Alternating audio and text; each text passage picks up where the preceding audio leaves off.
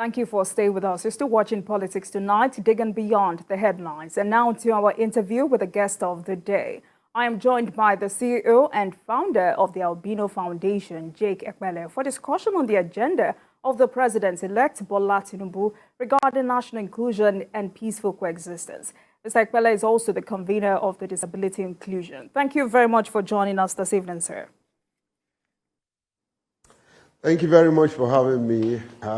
Let me say that we've had a name change. We've changed from the Albino Foundation to TAF Africa, which is a new brand for the organization. To TAF Africa. All right. Thank you.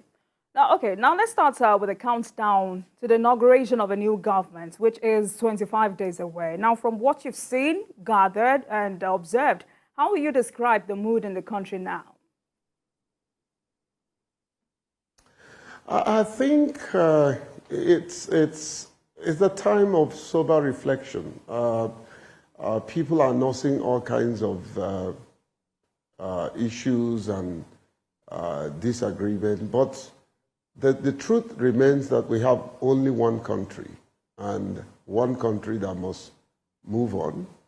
One country that needs to heal, one country that must come together and let the due process take its course. And that country is Nigeria. And I think there's no better time for us to come together and unite than now. I like what the President-elect said about the issue of the unity of the country. And I think that was a statement from a statesman and who also acted presidential. That's just the truth. We need to stand together, unite as one indivisible country. Myself, several others watching me tonight, and our children have only one country. And that country is Nigeria, and it's bigger than any individuals. So, thankfully, the attention has now shifted to the inauguration day on May 29. How will you describe the expectations of Nigerians? Well, the law must take its course. There is no alternative. There is no alternative than to have the current president exit on the 29th and for the president-elect take the oath of office and take the mantle of leadership. There is no alternative. The law does not provide for any alternative. The only thing is if eventually the court unturn the decision. But as long as that has not happened, we must not have a country in vacuum. The president-elect will have to take the mantle of leadership and stay so until otherwise. That's what the law says. Anything other than that is illegality. All right, so let's try to, compartmentalize this discussion. Many Nigerians are of the opinion that national unity and inclusion is paramount for the country at this moment. How do you think the incoming administration should handle this? Well, there is no better time. If the president-elect who will assume office, if truly he stays true to his word, unity means bringing together those who have been further left behind.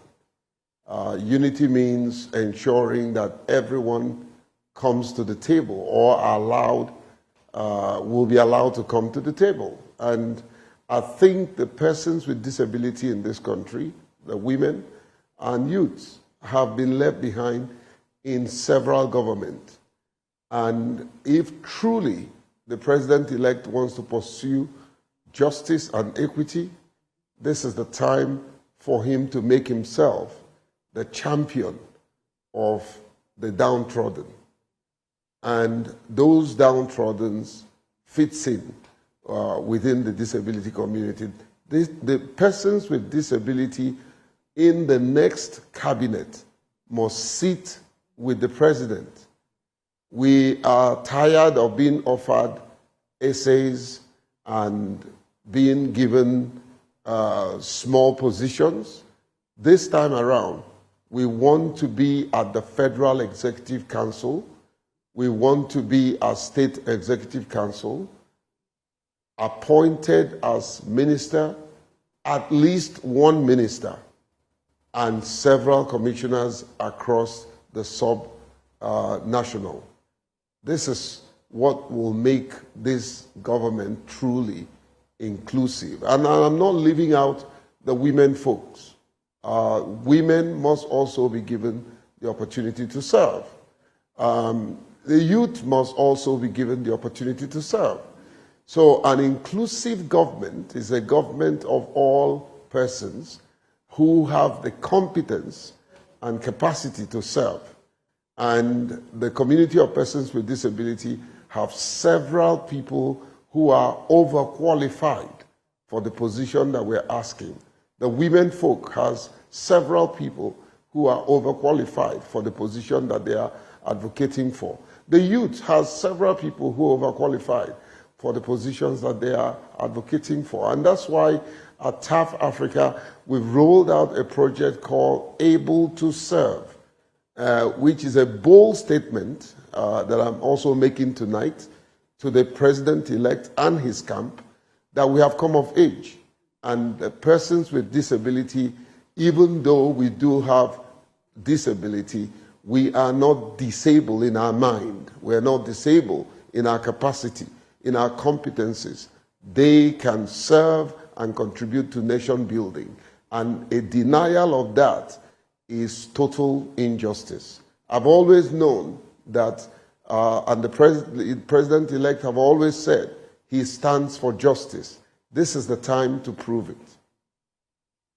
All right, so still talking about inclusion, I mean, it's a fact that people living with disabilities are critical in national development. So you've mentioned able to serve, but apart from this, what other policies will you encourage the incoming administration to implement for such group?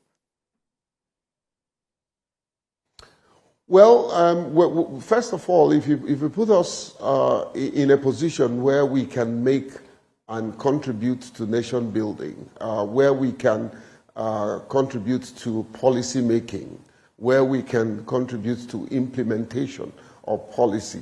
If you put us in a position where we will have a say in the decisions that will not only cater for the born and unborn generation of this country, that's where to start. That's exactly what we need to do. We're not asking to be given the opportunity so that we can sit in a position. We're asking to be given the opportunity so that the position will allow us the opportunity to be purpose-driven. We have a purpose, and that purpose is to contribute to nation building in any way we can. And of course, if anyone appointed, so appointed, especially the younger ones, many of us have become too, I'll say too old for a position of that nature. I'm not looking for it. That's not why I'm here. I won't take it if I'm given. My whole desire is to push for younger generation, younger people that are capable. And if they are not capable, I'll be the first to come on public television like this and ask for them to be removed. So we know that we have people in the community who have the skills, who have the leadership quality, who have the responsibility and accountability that is required of a leader to lead. And that's why we're asking Mr. President-elect to give us the opportunity. All right. So another critical section of the population is the youth, who seem bitter with state of affairs in the country. What do you think needs to be done to sort their feelings? Well, everybody deserves to be given a chance, especially the demography of the youth in this country, which is a huge number. I think there are credible individuals amongst the youth. They are responsible individuals, and they are qualified individuals. They should be given a chance. It's important that they are given the opportunity to prove themselves. I believe that this country have a vibrant youth who wants to serve, who has a lot, be it in technology, in economics, in political science. We have very vibrant, very intelligent crop of youths who are Nigerians. Many of them are making us proud abroad. Who knows that this can be one of the things that will cause some of them to begin to change their mind and migrate back to the country to serve their fatherland. The youths are qualified. Nobody should give that impression that many of them are not ready. They are ready to lead and should be given the opportunity to lead. You cannot blame someone and say he doesn't have what it takes when you have not given that person a chance. Again, tonight, I look in the eyes of the President-elect to say, do the needful. You have made a promise. We believe you will keep that promise.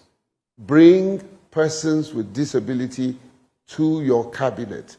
Bring a number of women to your cabinet. Bring the youth to your cabinet. That's what inclusivity is all about. That's what inclusion means. Anyone that is left behind, others cannot move forward. Mr. President-elect, this is an opportunity for you, a golden opportunity for that matter. Don't miss it. All right, so, Nigeria is facing a lot of challenges, ranging from political to economic. How will you advise the incoming administration to begin the process of national redemption? Well, the first thing is to tackle the state of insecurity, the situation that is that we found ourselves. There can only be prosperity where there is security. So the first thing is to tackle the state of insecurity. Somehow the President-elect is in the Defense House. This is the time to put together your Defense Act and ensure that you begin from day one, deal with the issue of insecurity. Ensure that you have the right individuals who are truly committed and patriotic to deal with the issue of insecurity decisively. Call a spade a spade. There are people, even within government, although some people will say, you don't have evidence, but is there people that are even fueling this insecurity crisis? Pick them up, deal with them so that we can have a secured state as much as possible. The second is bring technocrats to the table. Bring people who are competent, who are economic geniuses. We have them across the world. If you have to shop outside the country, shop outside the country. It will interest you to know that the Deputy Treasury in the U.S. is a Nigerian, and there are several Nigerians who are very competent to bring a sound economic blueprint that will transform and reinvigorate the economy. We have a fledgling economy, and I think for him to make his mark would be to focus, to rejig this economy and focus on what can be done, whether it is in agriculture or solid mineral that is everywhere, And of course, there is something that nobody can take that away from Asiwaju, that he did well in terms of how he was able to create a safety net for taxis in Lagos State. Bring that to the national and ensure that the right taxes, the right income generating strategy are activated, and of course the economy will grow. I think there's also a need for him to look at the fiscal policies. Some of our fiscal policies are flawed. I think that needs to be revisited and make it possible for foreign investment to thrive. The ease of doing business is another economic safety net that he needs to look at. How can businesses thrive? Because, look, the truth is, economies across the world has only been possible, has only flourished by the informal sector. In this part of the world, the government is the highest spender. Outside, the informal sector are the highest spender. So ensure that you encourage them, incentivize them, and ensure that you open up the space for genuine business to thrive. I think it's also important to also look at the brand called Nigeria. How can we position ourselves so that investors will trust us, investors will invest in us, and open up the space for true businesses to thrive? I think these are small baby steps that we can take. Don't go out and wanting to do the big thing in your next 100 days. Take small steps. Every step you take, Mr. President-elect, is one step you need to get to your destination. Take small steps and be bold in taking those steps. Be somehow brushed, because leadership requires two things. You have to be firm and you have to be fair. All right. Let's take a break. I've been speaking with the Chief Executive Officer, TAV Africa, Jake Epele, and tonight we're discussing the agenda of the President-elect Bola Tinubu regarding national inclusion and peaceful coexistence. This conversation will continue after this break. Please stay with us.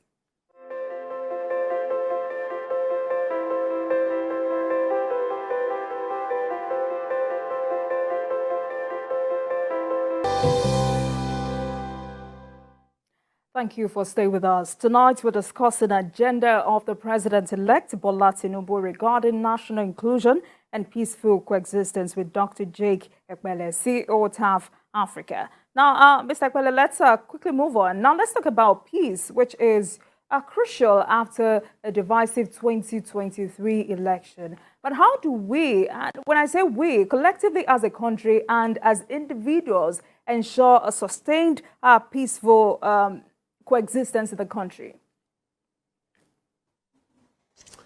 I think it starts by giving people their due rights and position to agitate for what they consider to be their right. If truly we want to achieve not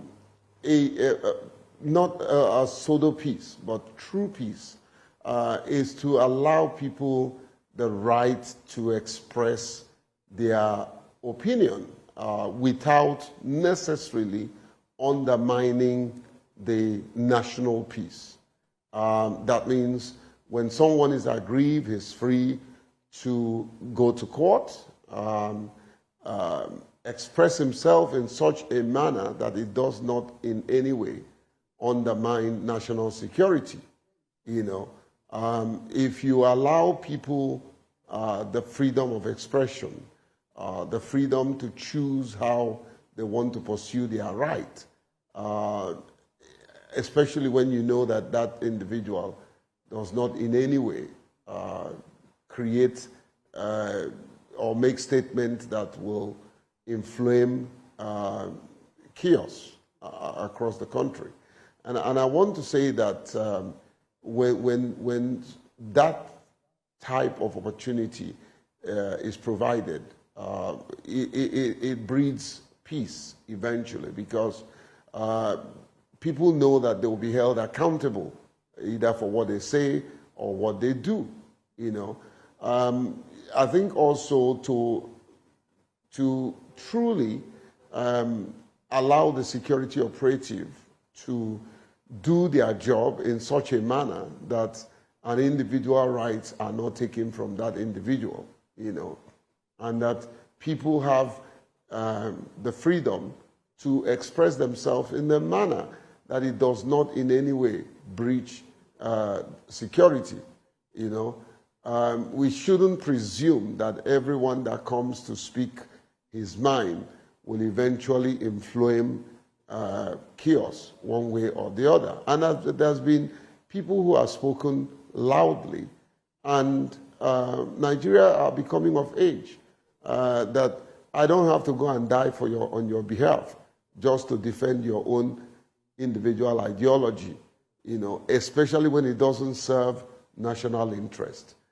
So I think that's one way. The other way is that the incoming administration have a responsibility to create a level playing field where those who want to, because there will be those that will not want to, but those who want to join forces with them and establish a unitary government will be given that opportunity.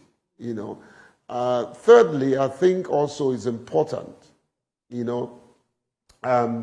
to stop making inflammatory rhetorics, stop trying to castigate individuals and make them feel they are losers, in any way. And also that places the responsibility on those that feel that they have lost, not to also heat up the system or make a statement that will make those who are celebrating their win to feel that they need to protect what they are celebrating. So a lot has to be done, and I think the President-elect must embrace certain segment of the society. I mean, the community of persons with disability, needs to be recognized, and their role that they can play in fostering unity. Because oftentimes these political heavyweights look for the downtrodden as a tool to foment trouble. That community needs to be approached. For instance, I am a little bit taken aback that the transition committee has no persons with disability. And I think in the spirit of this same unity, the President-elect, even in his own team, needs to quickly appoint at least one person with disability to be part of their transition committee. So when all segments of people are brought to the table and there is proper representation, it fosters for peace. But then let me speak looking into the eyes of everyone who are watching tonight. I repeat, we don't have more than one country. We have one country, Nigeria. If truly you love this country, if truly you want the betterment of this country, you shouldn't be anyone that will call for trouble. You shouldn't be anyone that will call for anarchy. We cannot propagate and defend our right when the country is in crisis. You have a responsibility to ensure that we have one country. If truly you love this country and you want to leave this country, you must first and foremost put the country first before your own individual aspiration. So if we don't have one country, if we don't have the country called Nigeria, there will be nobody. You cannot be the president of a troubled nation. So we must work together to ensure the unity of this country. And I want to commend some of the leaders of the opposing political parties. The role that they have played so far. Many of them have carried themselves honorably and spoken in clear terms that they do not want their supporters to go into the streets and famine trouble. And that is very commendable. And the statement of the president-elect today in my state, River State, is very commendable. The fact that he says in no clear terms that he wants the unity of this country, that's state-manly. All right. So another testy decision for the country to make is leadership of the 10th National Assembly. But then why is so much fuse about this? Now I'm going to give you my opinion about what will be the color of the 10th National Assembly. In fairness and in pursuance of equity, we have nobody, I mean, I'm not a religious bigot, but religion has its place in Nigerian politics. Mr. President-elect, we do have you as a Muslim. We do have your vice as a Muslim. The right thing to do, if I'm in your shoes, will be to have a Christian Senate President and a Christian Speaker of the House. That will balance out the religious equation. Now, when it comes to the zonal equation, I'm not an Igbo man. I am a Rivers man. I would go for a Senate President who is from the Southeast. Remember, I'm not a politician. I'm just airing my opinion. I will go for a president who is from the Southeast, and then whatever, maybe any part of the North that doesn't have, is not in the equation can take the speakership. For me, but make sure that both the Speaker and the Senate President are Christians. If you do this, you will immediately appeal to the Christian segment who feels aggrieved on the Muslim ticket. Again, like I said, I'm not a religious fanatic, but we are in a country where you cannot dismiss the fact that religion has its place in Nigerian politics. How will you advise for equity, that needs to be balanced out. All right. So how will you advise the political class to handle this to ensure equity and promotion of national unity? Well, I think for the Senate President, of course, for the Senate presidency, the ruling party has it. But there's something that wants to play out which will not augur well for the politics of this country. And that is to take the leadership from the ruling party in the in the House. I think we need to watch it. We really need to watch it. Tonight I'm hearing stories in the news about the silent minority who has the majority in the House. I don't think that will augur well for our polity. But however, I'm not a politician. I'm not in the House. I don't intend to be one. It's open to them to decide what happens. But this is my humble opinion. Again, I want to say that if I'm the president-elect, which I may not be, I would go for a Southeast Senate president and, maybe North Central or any part of the North that have not really tested power as the speaker. And then both of them should be Christians. That balances out the presidency and the vice presidents who are Muslim. All right, so let's quickly talk about insecurity, which remains a big challenge in many parts of the country. So what do you think the president-elect needs to do differently to tackle this? I think I've said it before. We need to be proactive. And I'm sure, as a strategist that he has always been called, I'm sure he's doing something at the moment. But we must begin to look at a proactive security measures. A security measures that nips it in the bud. A security measures that will not wait until things happen before we start running helter-skelter. There should be a proactive security measure. I think also he needs to look at the provision of armaments, the very things and materials that our men in uniform, especially the army and the police, requires. The number of police in this country is very small. Increase in number of police personnel will also help. Maybe the involvement of the local community policing, that are truly have been vetted, so that we don't arm people that will take it upon themselves to begin to cause mayhem in the society.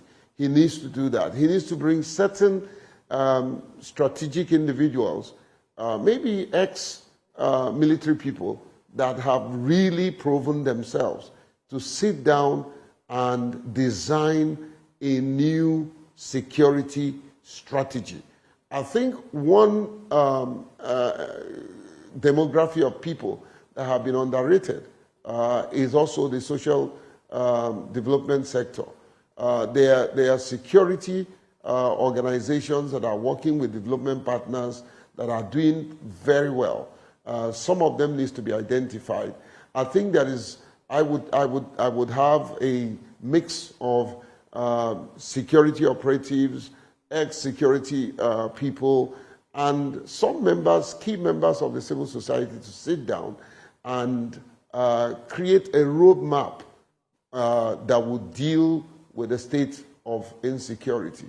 Again, he needs to be bold to confront certain individuals and certain segments of our society that have been fueling this insecurity. There are a group of people that are benefiting from this insecurity. You need to name them and shame them and bring them to book. When we have individuals who feel that they are above the law, they create more lawlessness in the polity. All right, so another promise the president-elect has made is that he will take tough decisions in repositioning the country. What areas do you think he should focus on?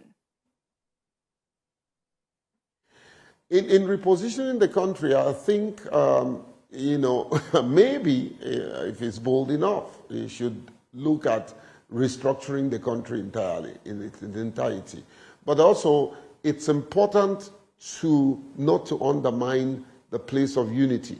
Whatever you're doing, you must feel the pulse of the people that you're leading.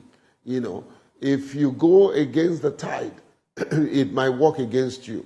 So he needs to look at strategically the geographical, the economic, the social position of the country in any decision and every decision that he will take.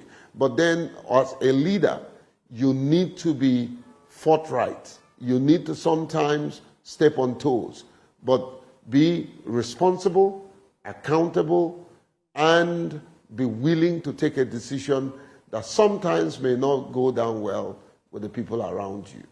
Surround yourself, Mr. President-elect, with people that can look you in the eyes and say, don't go this way. It will lead you into a hole. You need those people.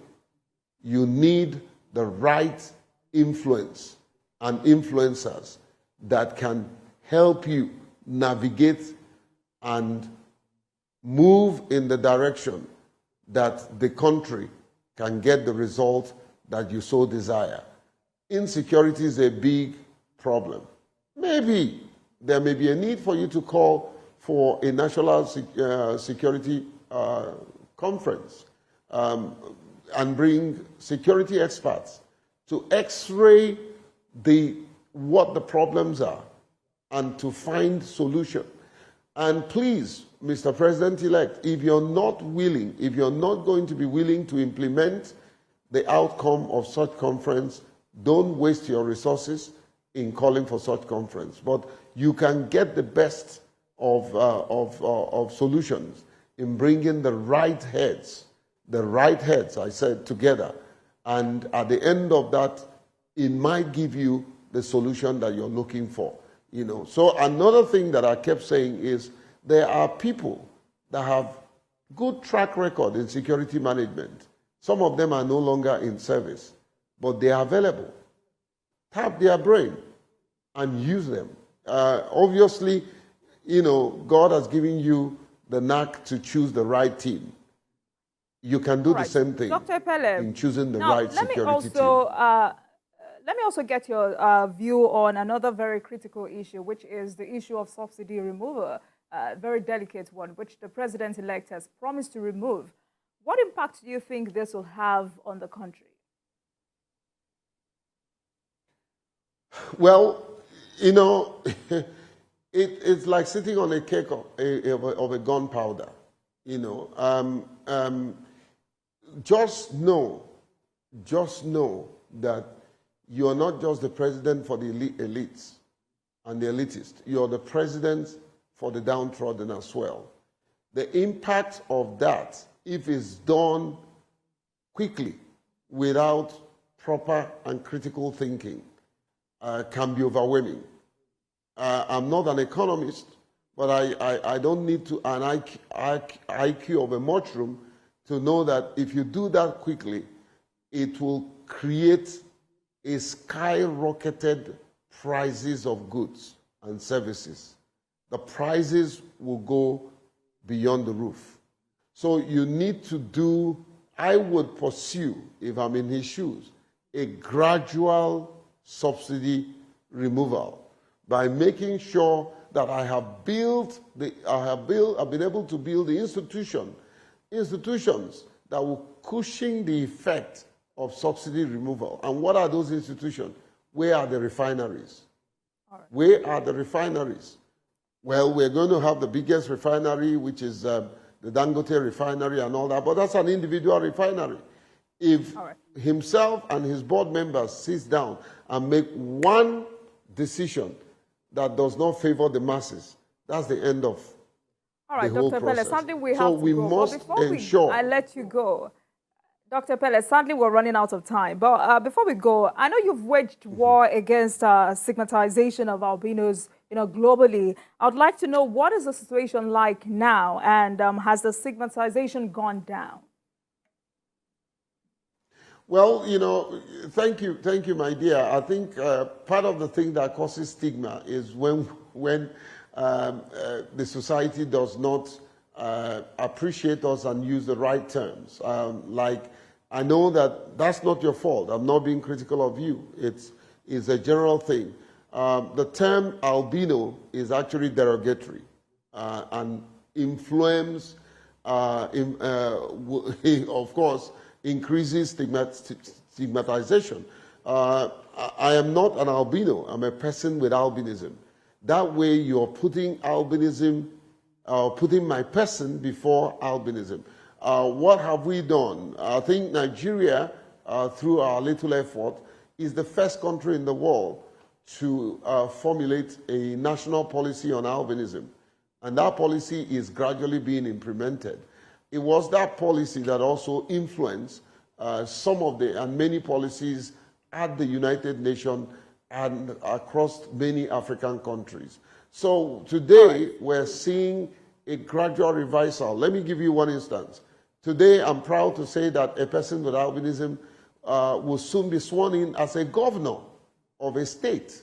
And that's my good friend, in Akwa Ibom. You know, today we had many people, persons with albinism, who contested the election, except who won. There are other people that contested that election. So there's been increase in political participation. There's been increase in economic empowerment. There's been increase in employability. So, and I sure do well know that there will be increase in appointment of persons with disability as a minister and commissioners. Fantastic. So, you know, in 30 seconds, we're actually out of time. Now, if you meet the president-elect tonight, what advice will you give him to turn Nigeria's fortune around? In 30 seconds.